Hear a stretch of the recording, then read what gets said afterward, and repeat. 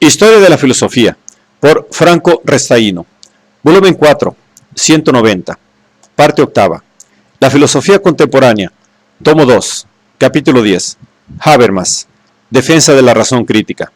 1054. Reconocimiento e interés. La revisión del marxismo. El primer recorrido importante de la elaboración teórica de Habermas encuentra una salida madura en los años 1965-1968 y se formula en algunos escritos ya muy conocidos.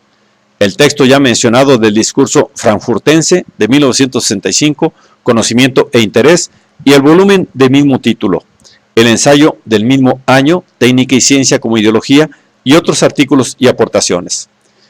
Habermas en estos años concluye una primera fase de su investigación teórica, caracterizada aún, como escribirá autocríticamente más adelante, por la preferencia de categorías unidas a la filosofía del sujeto, de las cuales se liberará en los años del giro lingüístico.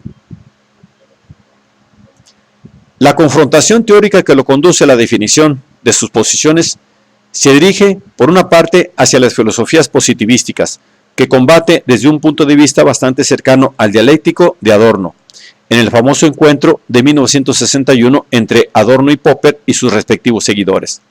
Habermas está presente con dos aportaciones: epistemología crítica y dialéctica, y contra el racionalismo incompleto de los positivistas, con unos títulos que ya indican la dirección de su polémica filosófica.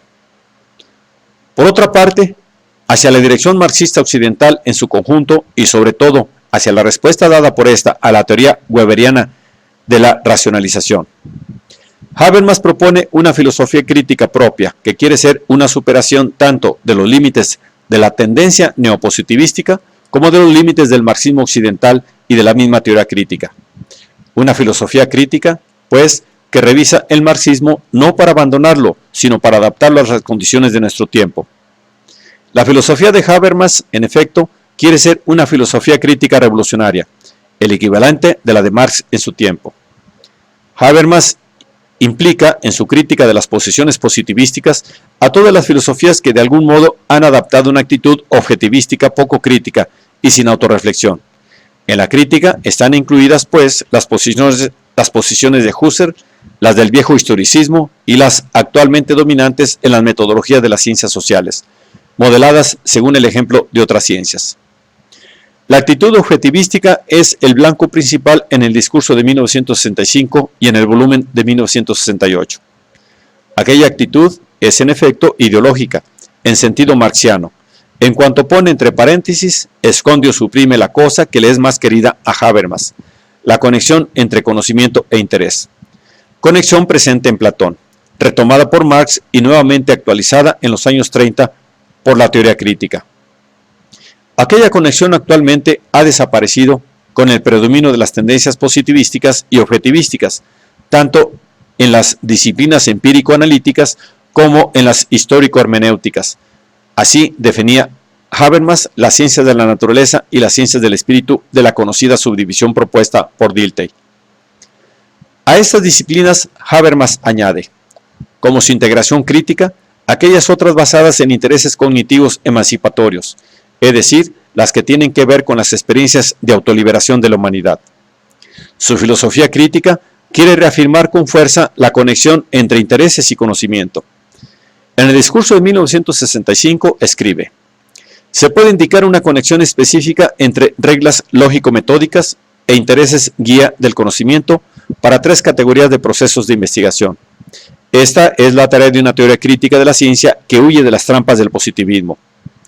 A la forma de trabajo de las ciencias empírico-analíticas corresponde un interés cognoscitivo teórico y a las de las ciencias orientadas críticamente el interés cognoscitivo emancipatorios.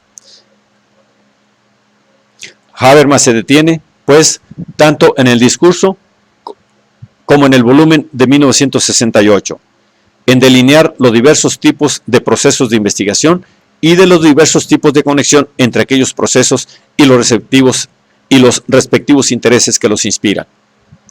Las ciencias empírico-analíticas utilizan la observación, que sin embargo no tiene nada que ver con los simples hechos.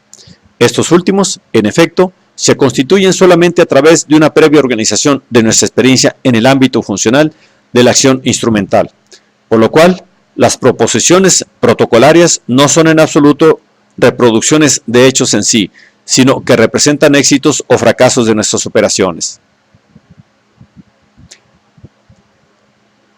Es evidente que la utilización de principios programáticos del tipo de los propuestos por Quine en contra de las revisiones más ingenuas del positivismo lógico. Las ciencias empírico-analíticas, pues, son el resultado de intereses cognitivos dirigidos a la eficacia, éxito o fracaso, y arraigados en aquello que Habermas llama acción instrumental, sobre la cual se detendrá de manera profundizada. Las ciencias histórico-hermenéuticas tienen que ver con la experiencia objetiva, en nuestro lenguaje y en nuestras acciones, y están encaminadas a la comprensión del sentido, la cual ha sido reducida por el historicismo contaminado por el positivismo a experiencia objetivística. Dichas ciencias, observa Habermas, deben estar regidas por un interés práctico. Tiene que ser tarea de la hermenéutica investigar la realidad inspirándose en el interés por el mantenimiento y la extensión de la intersubjetividad de un posible acuerdo que oriente la acción. Las ciencias orientadas críticamente, en fin, van más allá del interés teórico de las primeras y el interés práctico de las segundas. Se inspiran en el interés emancipatorio y apuntan a la autorreflexión como método de autoliberación. Ejemplos de ciencias orientadas críticamente son la crítica de la ideología y el psicoanálisis, en cuanto tratan de suscitar en los interesados, personas o grupos, un proceso de reflexión en la conciencia mediante informaciones que de algún modo desenmascaran aquello que hay más allá de la superficie. Este proceso en la autorreflexión, la cual libera al sujeto de la dependencia de poderes hipotetizados y está determinada por un interés emancipatorio hacia el conocimiento. Las ciencias críticamente orientadas lo tienen en común con la filosofía.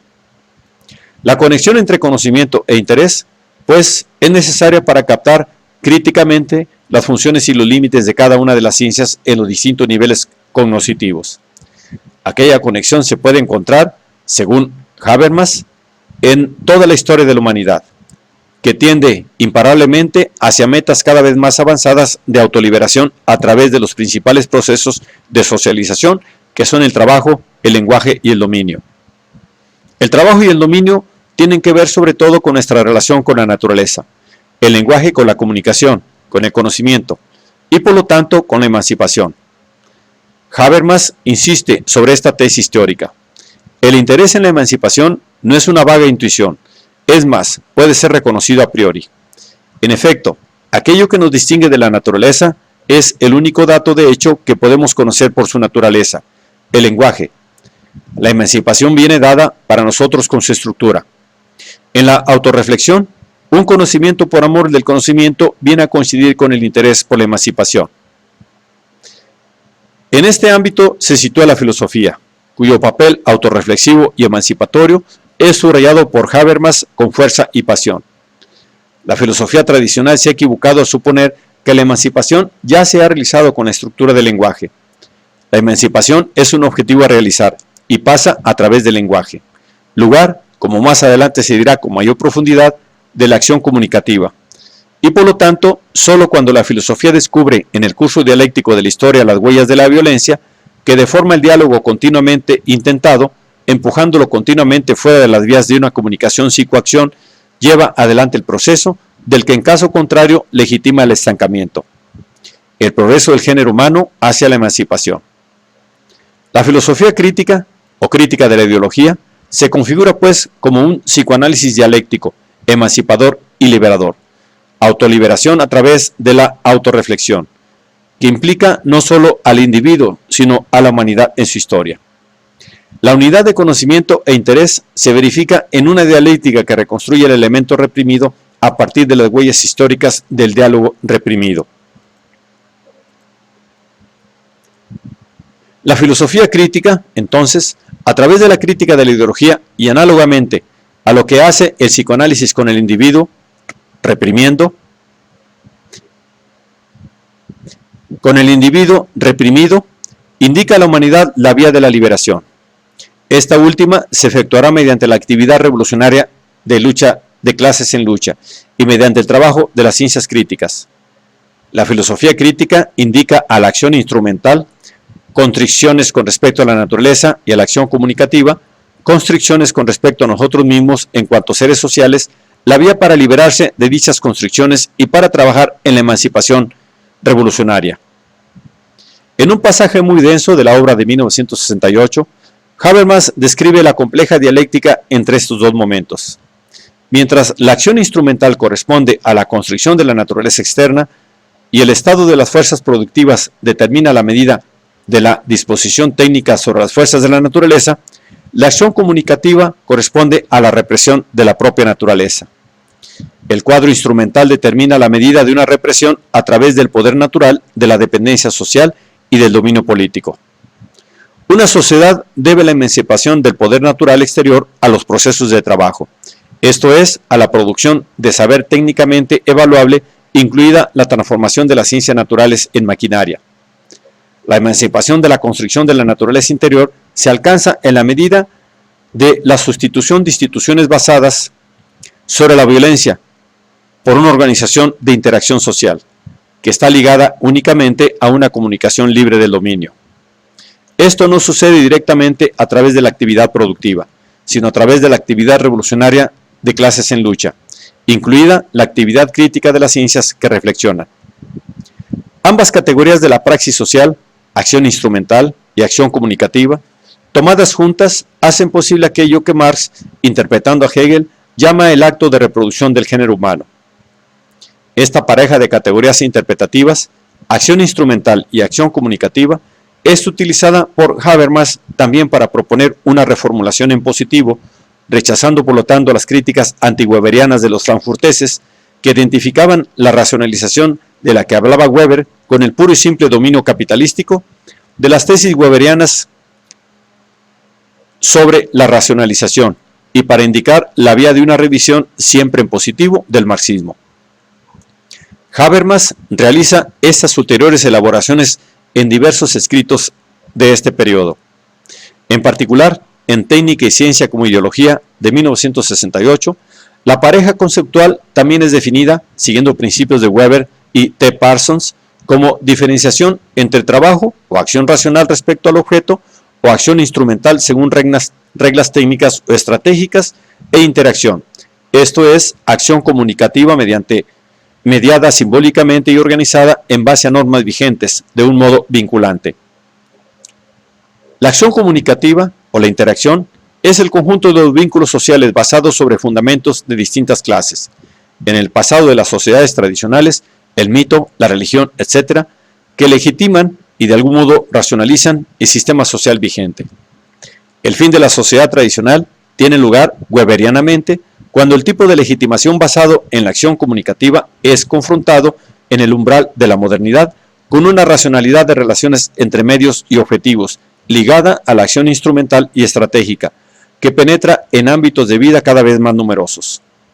Es lo que Weber ha llamado el desencanto del mundo provocado por el nacimiento del capitalismo y que ha llevado a la racionalización instrumental del sistema social. Ha llevado también al nacimiento de las ideologías. En el cuadro de un discurso complejo, al cual aquí solamente podemos aludir, Habermas sostiene que las teorías de Marx resultan adecuadas para responder a los problemas planteados por el primer capitalismo, caracterizado por una libre competencia no molestada por el aparato estatal, que entonces funcionaba como mera proyección de los intereses económicos dominantes. Weber entendió las novedades esenciales del capitalismo post-liberalístico y post-liberal, individuando en el ulterior proceso de racionalización las formas dominantes del Estado actual, intervención autónoma del Estado, ya no mera proyección de intereses económicos con penetración de ciencia y técnica. Así se modificó la relación entre sistema económico y sistema de dominio. La política no solamente un fenómeno superestructural. Sociedad y Estado no tienen ya aquella relación que la teoría marxiana había definido como relación entre estructura y superestructura. Pero entonces, una teoría crítica de la sociedad ya no puede ser desarrollada en la forma exclusiva, como lo era en Marx, según Habermas, de una crítica de la economía política. técnica y ciencia, además, llegan a ser la primera fuerza productiva y dejan de darse las condiciones para aplicar la teoría marxiana del valor-trabajo. A continuación de las tendencias del desarrollo de la sociedad capitalística contemporánea que se acaban de mencionar, las categorías centrales de la teoría marxiana, es decir, lucha de clases e ideología, no pueden ser aplicadas sin calificaciones. En efecto, el capitalismo regulado por la intervención estatal, según Habermas, bloquea el conflicto de clases, en el sentido de que convierte en latentes las razones de este a través de un complejo sistema de compensaciones que dejan a un lado, si acaso, no las clases, sino las subclases, los grupos más débiles o subprivilegiados, minorías raciales, por ejemplo. La tesis de Habermas es que la conexión entre fuerzas productivas y relaciones de producción, sobre la cual Marx basaba la teoría de la lucha de clases, deberá ser sustituida por aquella otra más abstracta entre trabajo e interacción, o sea, entre acción instrumental y acción comunicativa.